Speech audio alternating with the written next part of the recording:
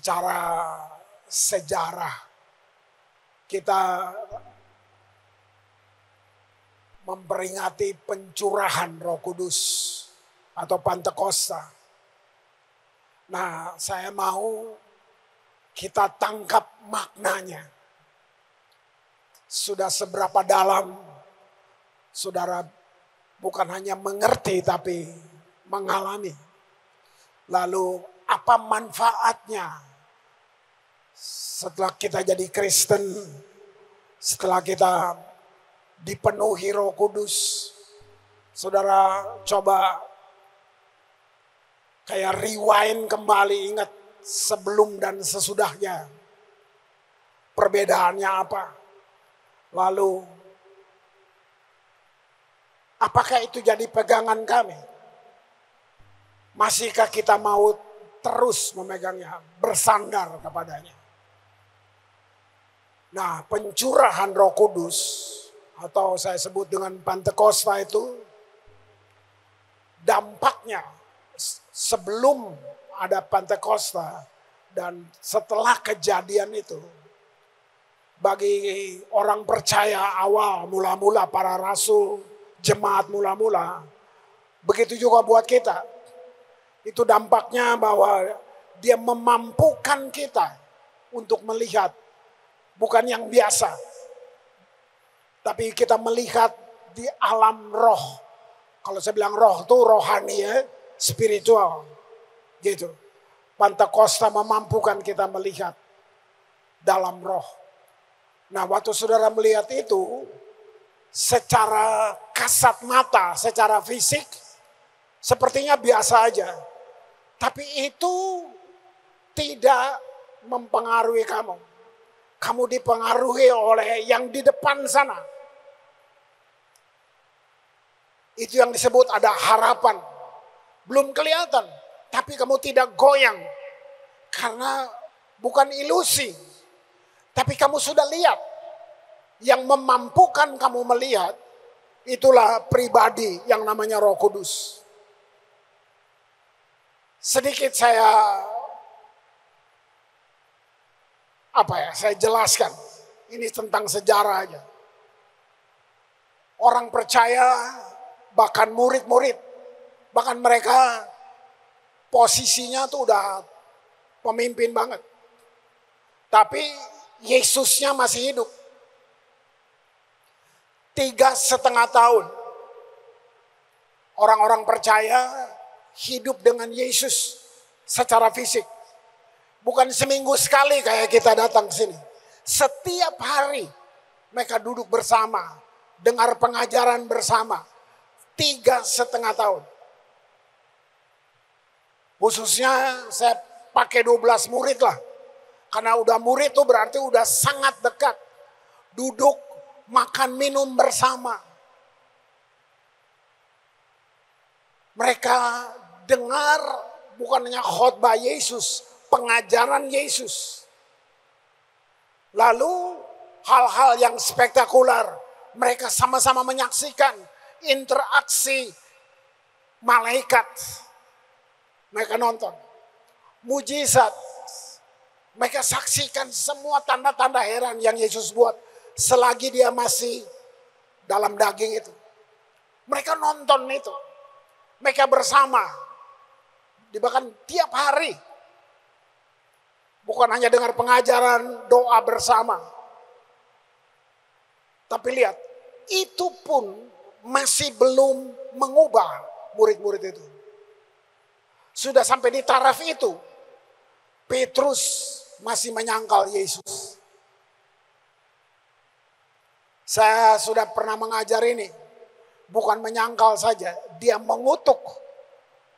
Jadi semua mujizat, semua pengajaran, semua yang indah itu hilang bisa sesaat. Hanya karena ada satu ketakutan yang melebihi. Ada satu ketakutan yang gak mampu untuk didefinisikan. Wow, kalau dia Tuhan, kok dia diam aja disiksa? Itu saudara. Sudah dengar semuanya. Nah, hanya ada satu peristiwa untuk perubahan yang terjadi dengan mereka. Apa itu? Pencurahan Roh Kudus. Baptisan Roh Kudus. Cuman itu. Cuman itu aja. Setelah peristiwa Pentakosta, mereka diubahkan semuanya. Hanya dengan perkataan dan kesaksian. Artinya nggak kosong. Sama dengan kita. Hari ini. Kita bisa dengar banyak pengajaran. Saudara mencatatnya. Termasuk saya juga kok. Saya bisa dengar banyak hal. Saya bisa ikut belajar ini, ikut semuanya. Saudara yang udah lulus Kingdom Life, terserah saudara mau apapun. Kita mengaku percaya. Tapi kita masih bisa goncang, gugur. Itu dia. Wah, ini tadi pagi sebelum breakfast, saya dan istri kita diskusi karena dia bangun. Kalau tiap bangun, dia dengar firman. Tadi dia hitung, ini udah ke 151 hari. Dia terus baca firman lewat pendengaran itu. Jadi tadi kita diskusi sama-sama. Wah Chris, kamu lihat gak tuh? Even kita sudah baca firman, kita udah semua. Tapi dengan berkembangnya teknologi, dengan semuanya. Untuk kita bisa tangkap sesuatu, ingin cepat mengerti sesuatu.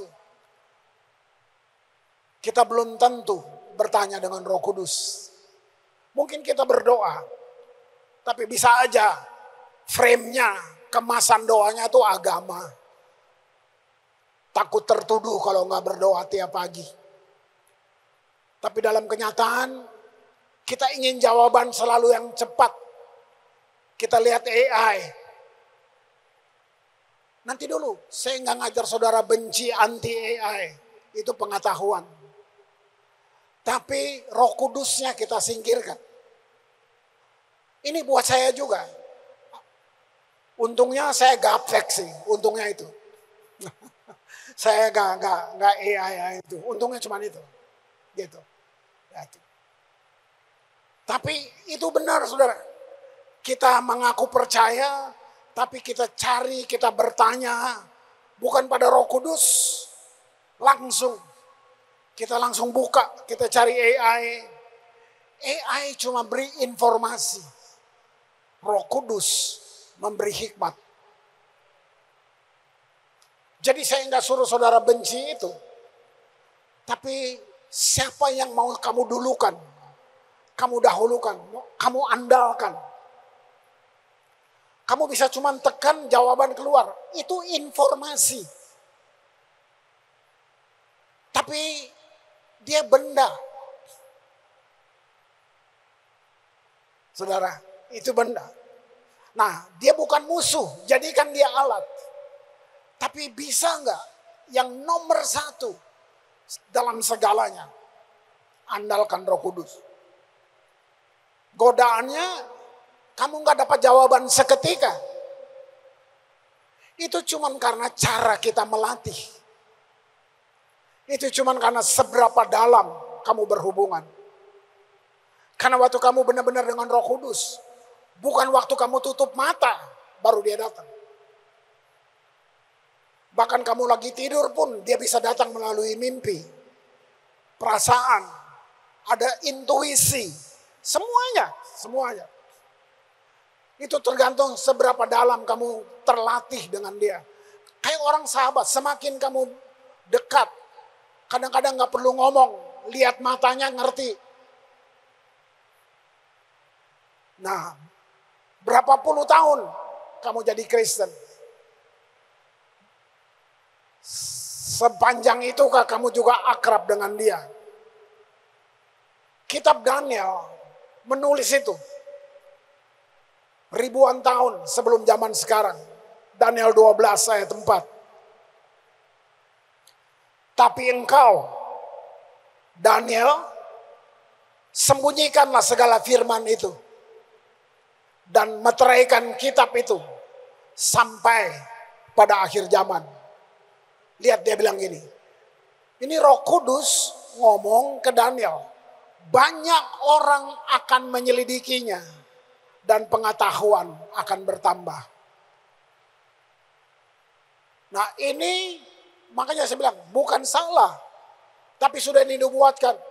Nanti Wahyu menjelaskan itu, saudara buka aja sendiri. Wahyu 13 ayat 15. Kepadanya diberikan kuasa untuk memberikan nyawa kepada patung binatang itu. Ditunjuk bernyawa itu, Pak. Waktu itu belum ada teknologi. Ini di Pulau Patmos. Sehingga patung binatang itu berbicara juga. Lihat itu. Dan bertindak begitu rupa. Sehingga semua orang yang tidak menyembah patung binatang itu dibunuh. Sekali lagi, saya nggak mau pengaruhi saudara untuk bermusuhan dengan AI. Bukan. Saya nggak mau Roh Kudus lemah, nggak. Tapi jadikan dia alat. Kamu mesti tahu inilah dekade menentukan di mana kita punya pilihan. Kamu mau andalkan apa? Teknologi? Jawaban sederhananya gini. Udah doa tapi belum datang jawabannya. Buka aja AI. Udah tanya Roh Kudus tapi belum gitu. Itu dia peperangannya di situ. Peperangannya di situ. Ya. Wow.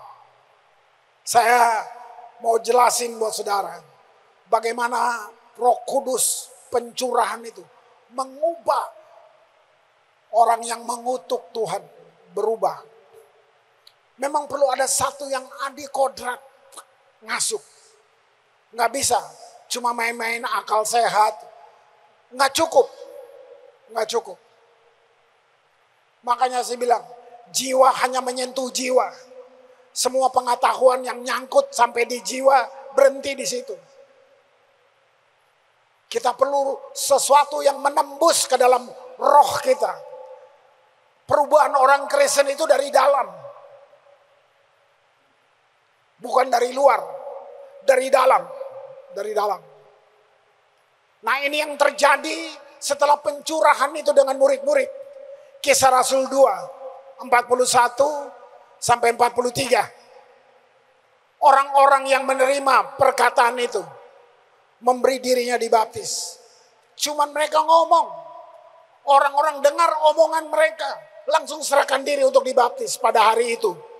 Jumlah mereka bertambah 3.000 jiwa. Satu hari itu. Wow. 42. Mereka bertekun dalam pengajaran rasul-rasul. Alkitab belum tercetak. Mereka bertekun dari pengajaran rasul-rasul dan dalam persekutuan. Ada kekuatan yang lebih dari sekedar hari Minggu kita di sini. Itu Casey itu. Kelompok-kelompok itu. Disitulah kita bertekun. Mereka selalu berkumpul untuk memecahkan roti dan berdoa. 43. Maka ketakutanlah mereka semua. Sedang rasul-rasul itu mengadakan banyak. Banyak artinya gini. Enggak terhitung.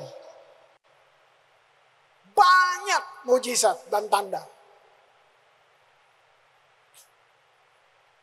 Banyak mujizat dan tanda. Saya mau tarik saudara memahami ini.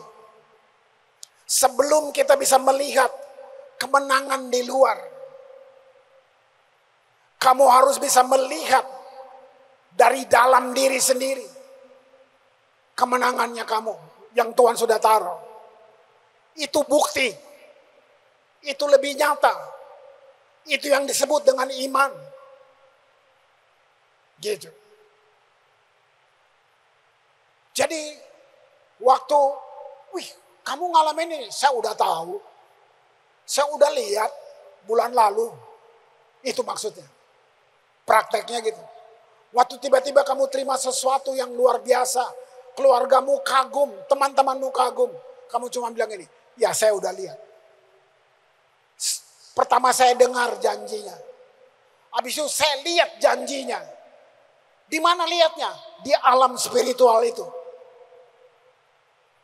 Waktu dia terwujud nyata, kamu gak kaget, orang lain yang kaget. Dengan kata lain, orang Kristen, orang percaya, kamu punya hal-hal yang lebih dari dukun-dukun itu. Kamu sudah lihat sebelum itu nyata. Wow.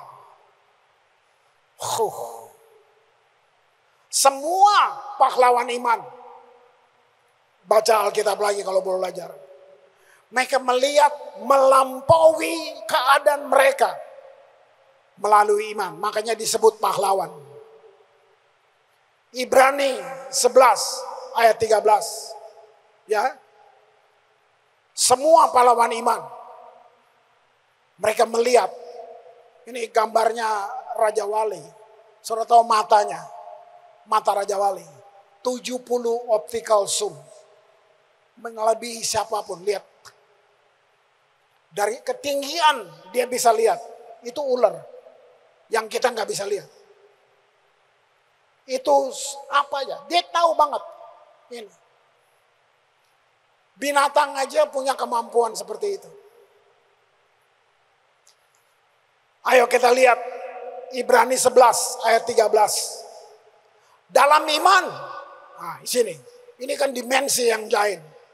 Mereka semua orang-orang percaya itu telah sudah melihat sebagai orang-orang yang tidak memperoleh apa yang dijanjikan itu.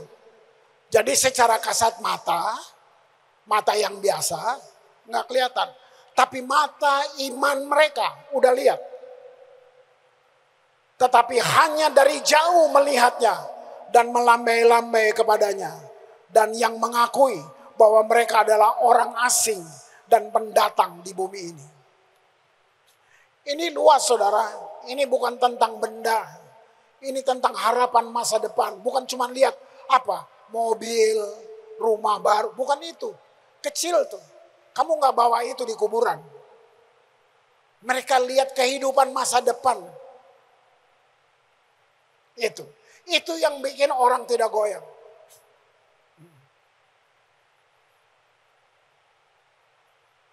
Ya. Paling coba. Misalnya saudara mau beli apa. Sayang, aduh kasihan nih. Kepeng, uang gak dibawa mati.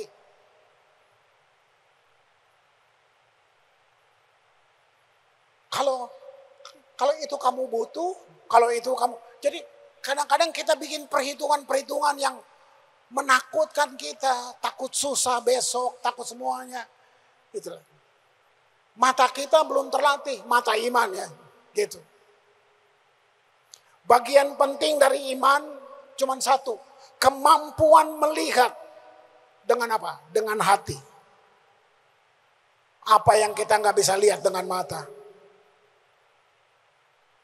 2 Korintus 5 ayat yang ke-7. Sebab hidup kami ini adalah hidup karena percaya, bukan karena melihat. Kayak kita berbeda dengan orang-orang pada umumnya. Aneh. Ya, kita bukan hidup karena melihat, karena percaya. Nggak usah iri, lihat orang punya barang yang bagus. Bukan itu yang nentuin kamu punya hidup.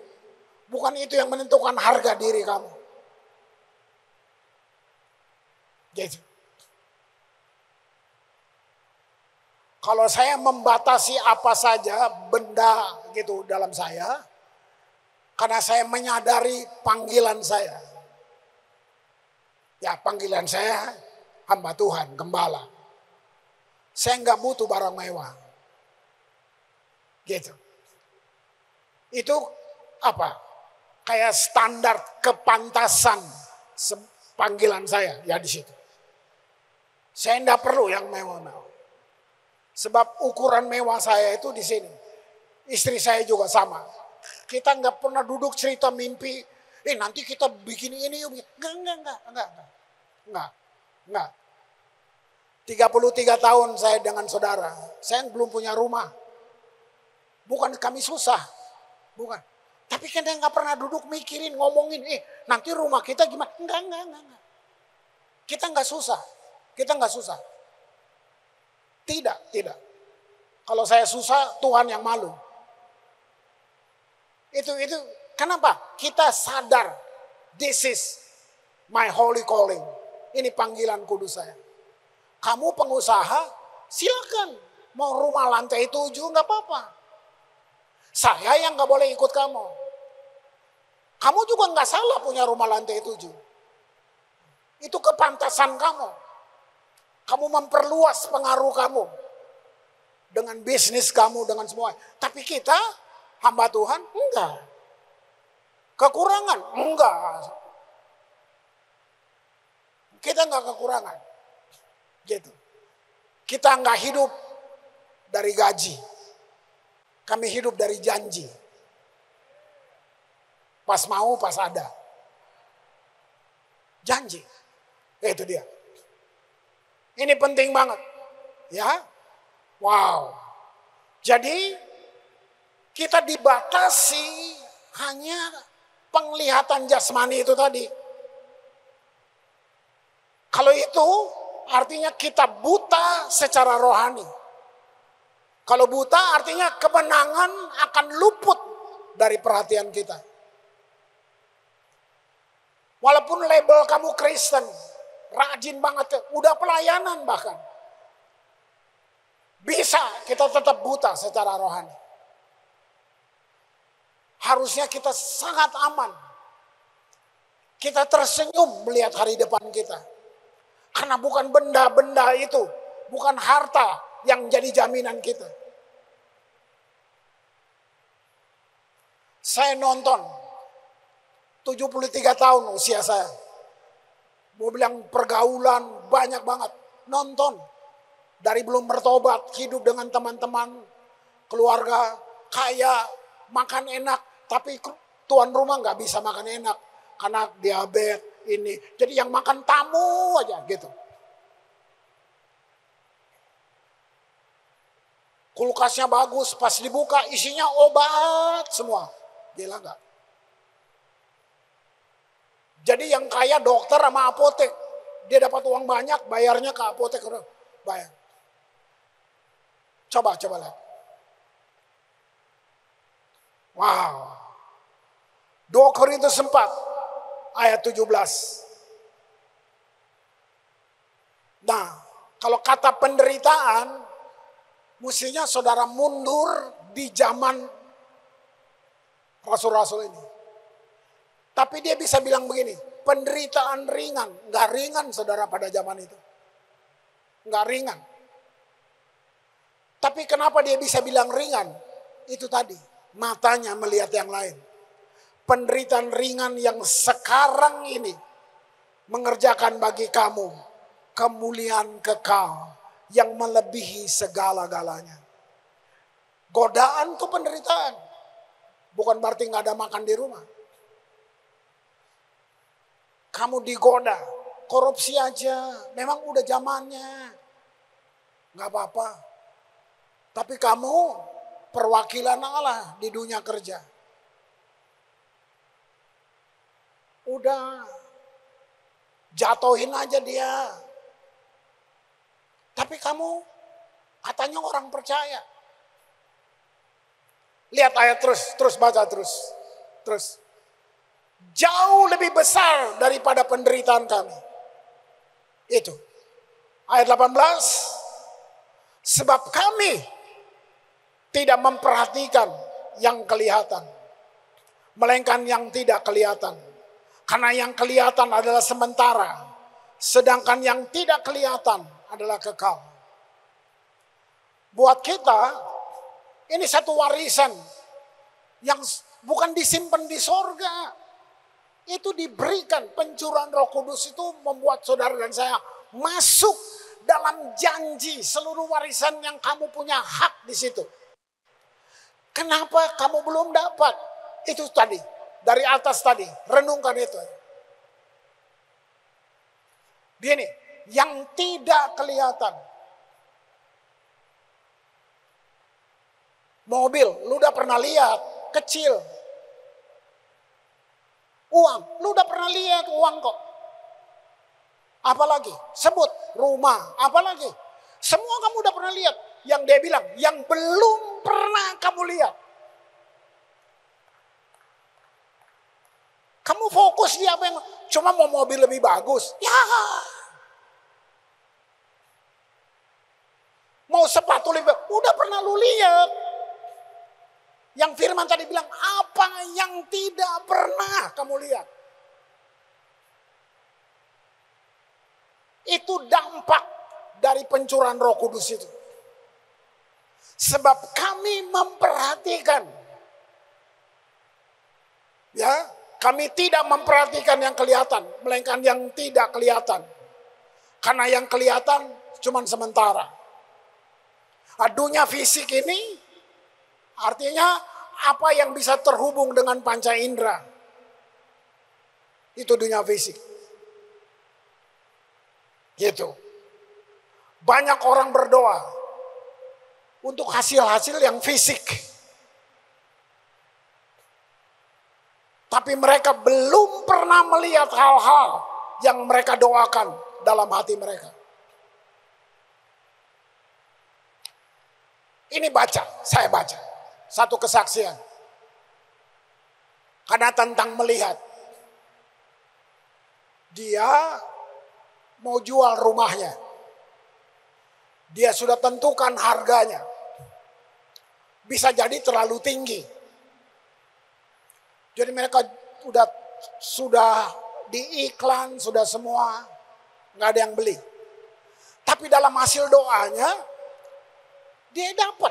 Dia lihat ada yang beli. Cuman kok belum. Akhirnya mereka nggak jadi jual. Mereka cari rumah lain untuk mereka pindah, mereka tinggal di situ. Enggak sebentar, 2 tahun kemudian. 2 tahun kemudian. Ada orang datang dan beli rumah itu seharga yang mereka tawarkan dulu. Tidak kurang, tidak. Persis seperti yang mereka minta. Orang itu beli. Waktu sudah bayar, orang itu bilang gini, Pak, sebenarnya 2 tahun lalu saya udah mau beli ini rumah. Artinya doa dia nggak salah. Waktu dia doa, dia dapat penglihatan. Ada yang beli. Dalam kenyataan enggak. Nah ini yang saya bilang. Hidup di dunia ini bukan dengan strategi, matematika, 1 tambah 1 2, nggak bisa. Selalu ada peperangan. Kamu udah lihat. Tapi musuh nggak suka kamu menggenapinya. Bayangin 2 tahun kemudian. Ada orang beli rumah dan dia bersaksi. Sebenarnya 2 tahun lalu saya sudah mau beli ini rumah. Kira-kira gitu. Wow. Ya. Itu dunia fisik. Sayang kalau kita belum pernah melihat hal-hal yang dalam doa kita padahal kita sudah tahu. Tapi sebulan kita goyang.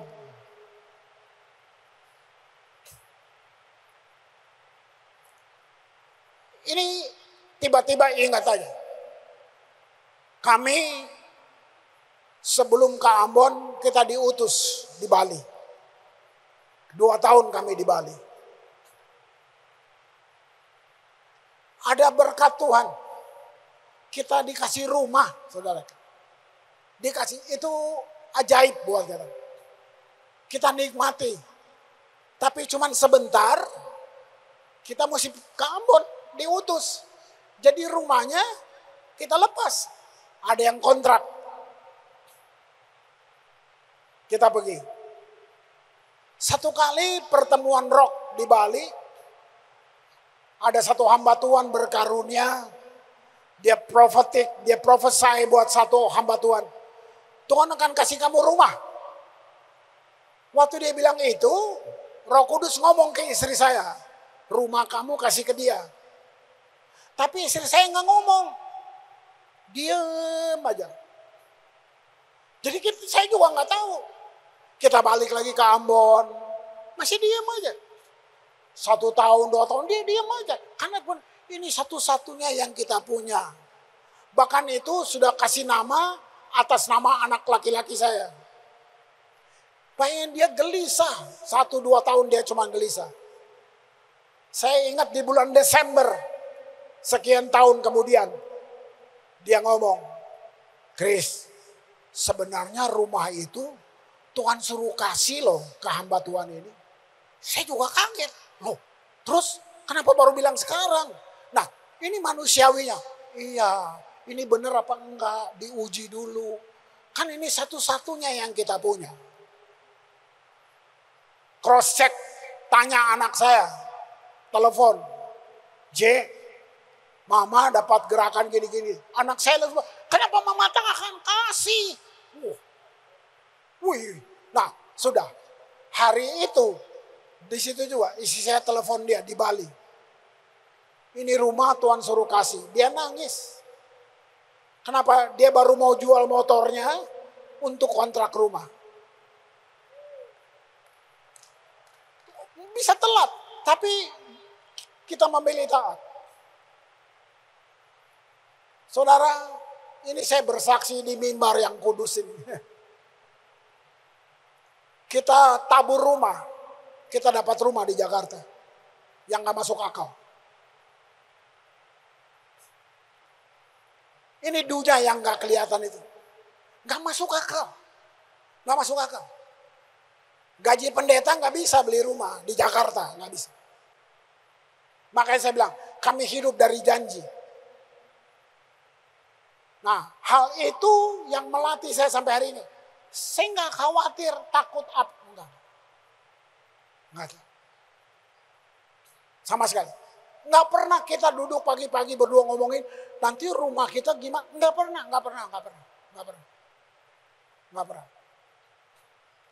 pernah.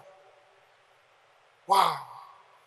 Nah, ini saudara sudah dengar ayat ini.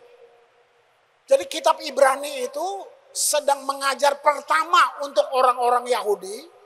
Karena mereka sudah di brainwash, mereka sudah dibentuk dengan pola pengajaran Taurat.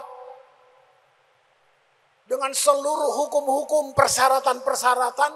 Jadi mereka untuk apa aja, banyak banget persyaratannya. Nah, kitab Ibrani itu sebenarnya rasul-rasul sedang kasih tahu. Ini dia, ini new seasons, musim baru. Roh Kudus sudah turun buat kita. Kamu mau lihat nggak semua yang di perjanjian lama itu, yang Musa ajar, semua itu, kamu bisa genapi itu. Itu sebenarnya. Nah, kalian dengar waktu Onata Hapari di sini, saya kaget dia baca ayat itu. Karena saya sedang persiapin itu juga. Ibrani 4. Ayat 16 kita baca. Sebab itu. Nah, kata sebab itu gini, ada alasannya. Karena orang-orang ini sulit untuk percaya bahwa kita bisa menggenapi janji Tuhan. Alasannya di sini. Ajakannya, marilah kita dengan penuh keberanian. Perlu satu tindakan. Kata berani itu, kamu mesti riset. Nggak masuk akal nih. Tapi dia ajak kita. Tuhan ajak kita. Mau nggak kamu percaya? Penuh keberanian menghampiri takhta kasih karunia. Aduh, saya berulang-ulang bilang ini. Kata kasih karunia itu diterjemahkan kemampuan ilahi. Nah, supaya kita menerima rahmat dan menemukan kasih karunia untuk mendapatkan pertolongan kita pada waktunya. Artinya sepanjang hidup kamu, pertolongan itu terus ada dengan kamu. Mari saya jelasin dulu kisah perjanjian lama. Ya, dulu bangsa Israel mereka ada perbedaan jauh. Ada imam, ada orang biasa. Nah, orang Israel nggak bisa mendekati tabut Allah. Mereka harus jaga jarak 1000 yard jaraknya. Untuk lihat tabut Allah 1000 yard itu 900 meter. Mereka nggak bisa lihat. Hanya imam yang boleh dekat. 1000 yard saudara, nggak main-main. Kenapa? Karena tabut perjanjian itu lambang kehadiran nyata Tuhan. The presence of God. Tuhan sedang kasih tahu, saya kudus. Saya nggak bisa sembarangan ditatap dengan mata-mata begini nih, nggak bisa. Hanya imam. Imam tuh makanya mereka sudah dikasih jubah, ada yang spesial buat mereka. Cuman mereka yang bisa angkat. Bahkan saat membongkar perkemahan, tabut mesti ditutup agar umum, masyarakat umum ya nggak bisa lihat dengan mata biasa itu, nggak bisa. Tabutnya mesti ditutup. Menunjukkan bahwa Tuhan sedang bilang gini, aku kudus. Jangan sembarangan datang ya. Nah, jadi kalau kamu lihat surat Ibrani, itu mau menolong orang-orang Yahudi itu. Dalam Ibrani yang kita baca tadi, Tuhan rubah. Sekarang dia bilang gini, marilah, datanglah. Bukan semua kita imamat rajani sekarang. Datang, mari mendekat. Bukan lagi kayak dulu. Menghampiri tahta kasih karunia. Berarti kamu punya akses langsung dengan Tuhan. Luar biasa. Iman bukan sesuatu yang kamu lakukan untuk buat Tuhan bergerak. Bukan. Tapi iman itu respon. Saya ulang. Iman itu respon positif kamu dan saya terhadap apa yang sudah Tuhan lakukan buat kamu. Nah, jangan salah ngerti. Iman bukan untuk Tuhan yang bergerak. Tidak. Tuhan sudah buat. Tuhan sudah siapkan. Iman hanya respon kamu. Kamu percaya terhadap apa yang dia buat. Wah. Yang iblis paling takuti bukan khotbah. Bukan teologi saya, teologi kita. Yang dia takuti perkataan, kesaksian. Itu lebih efektif dari doa. Berkali-kali bilang, speak words. Perkatakan imanmu terhadap apa yang ada di depan. Perkatakan imanmu di tempat kamu bekerja. Itu yang dia takut. Dia nggak takut pengetahuan lo. Khotbah, teologi, enggak. Perkatakan. Bangun pagi, bukan bawa konsep doa kebutuhan kamu. Diam sebentar, terhubung. Perkatakan aja. Saya perkatakan hari ini. Damai sejahtera buat saya. Hikmat memimpin saya.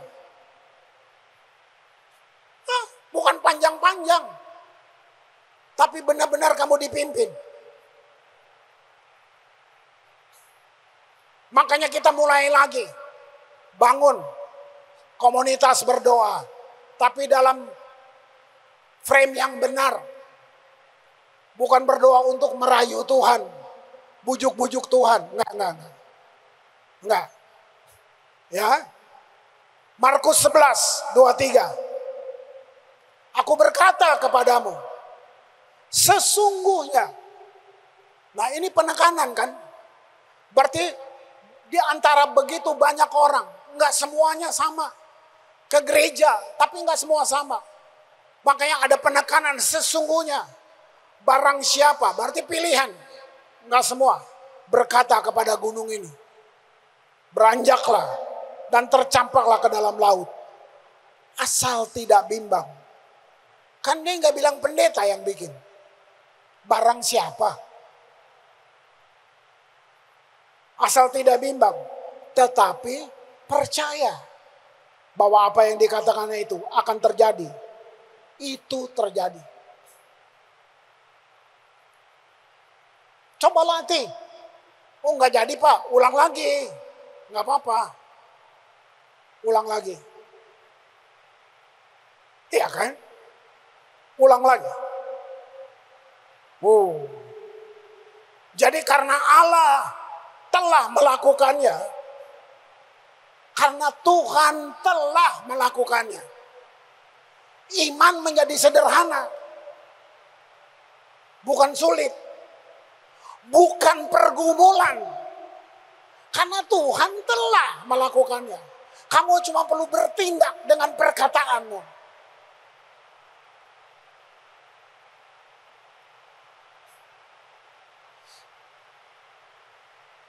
Saya nggak kenal banget karena WhatsApp masuk. Minta bantuan, anaknya mau sekolah. Nggak bisa bayar. Ini apa? Bukan asal belas kasih, bukan. Yang saya terganggu, dia balas lagi. Bapak kan dekat sama Roh Kudus. Oh sudah, saya hapus. Kalau kamu benar-benar tahu, kamu ngerti Roh Kudus, minta. Itu perkataan dia buat kita. Mintalah. Apa saja. Nggak ada batasnya.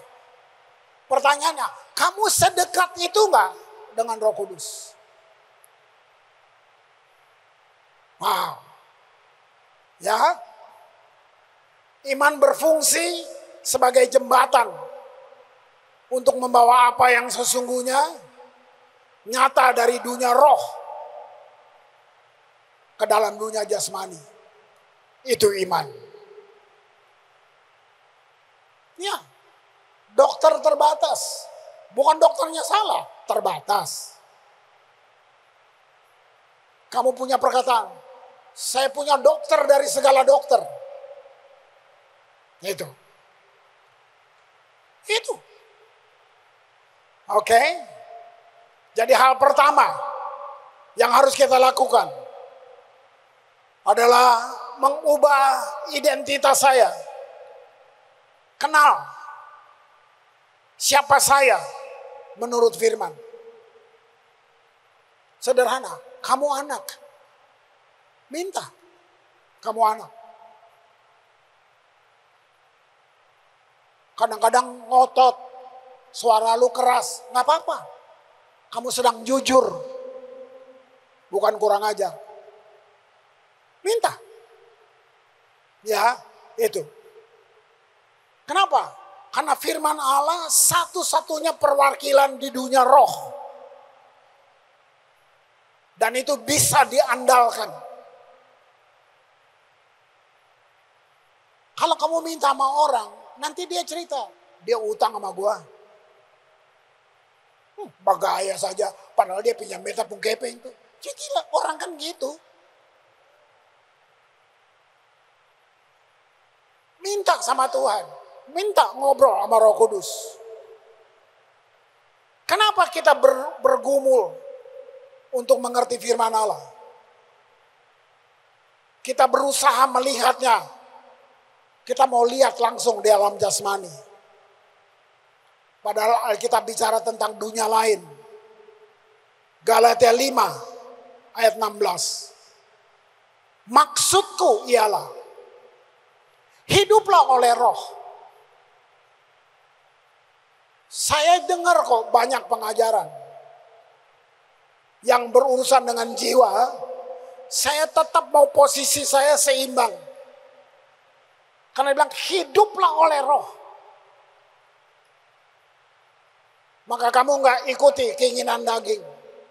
Keinginan daging itu bukan berzina, mencuri, membunuh saja. Tapi keinginan daging tuh kamu diajak untuk selalu ikut logika. Itu daging. Gak masuk akal. Ini fakta. Kamu udah gak bisa. Nah, itu. Kamu nyerah dengan itu. Hiduplah oleh roh. Gitu. Di sini artinya, waktu kamu tahu kamu lahir baru. Kamu disebut ciptaan baru. Artinya itu jati diri kita di dalam Kristus. Yang firman katakan, bukan yang orang katakan. Bukan yang keluargamu katakan.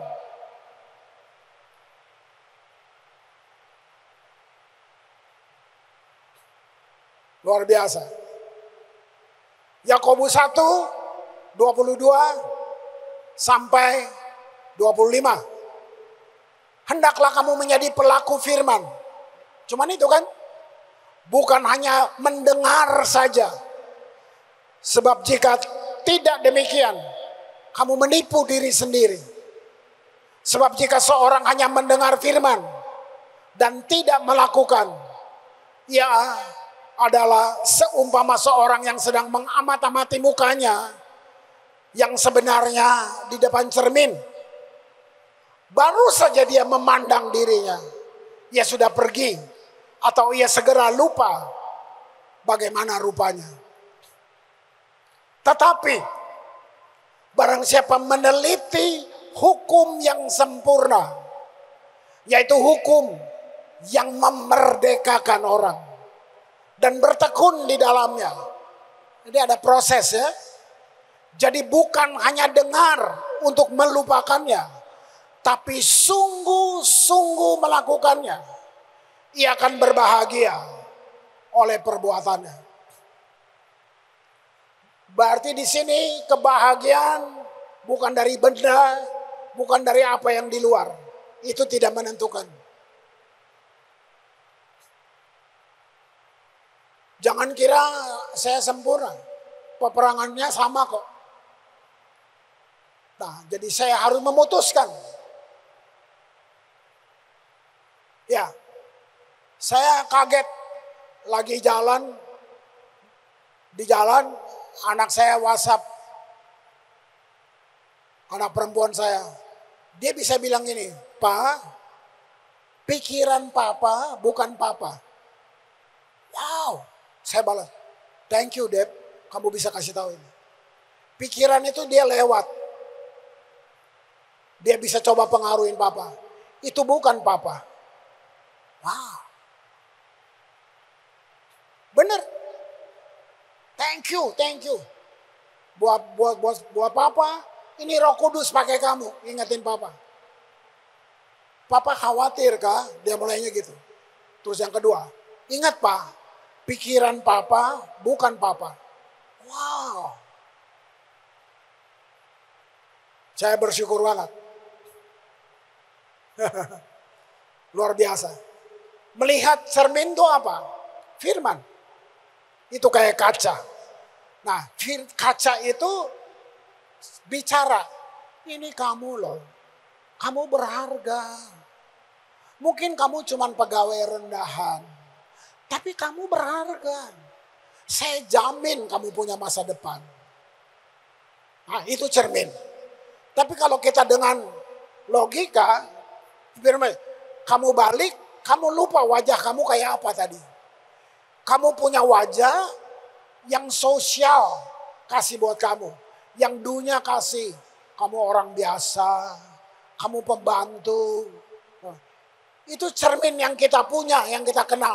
Padahal cermin firman sedang bilang gini, kamu berharga. Kalau nyawa saja saya kasih buat kamu. Apalagi hari depanmu. Nyawa, hidup kekal saya jamin. Apalagi hidup yang 10 tahun, 20 tahun, 3, apalagi. Nah, cermin itu kita lupa. Wah. Sebenarnya pencurahan Roh Kudus itu menjamin kita secara supranatural untuk menikmati hidup damai sejahtera. Bahwa kamu sudah memiliki. Cuman dia nggak mempengaruhi pikiran kita. Dia cuma sampai di buku. Kita nggak mau rubah pikiran kita. Murid-murid semua menyangkal. Tapi Yesus tetap basuh kaki mereka. Kenapa? Karena Yesus melihat melampaui apa yang ada, yang terjadi dengan dia.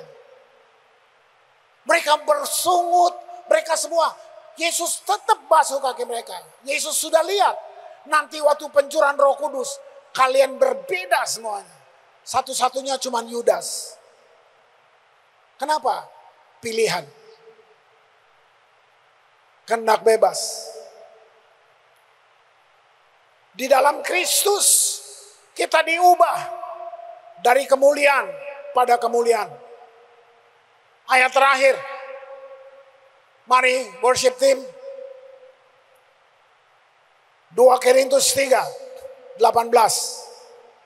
Mari kita lihat. Dan kita semua.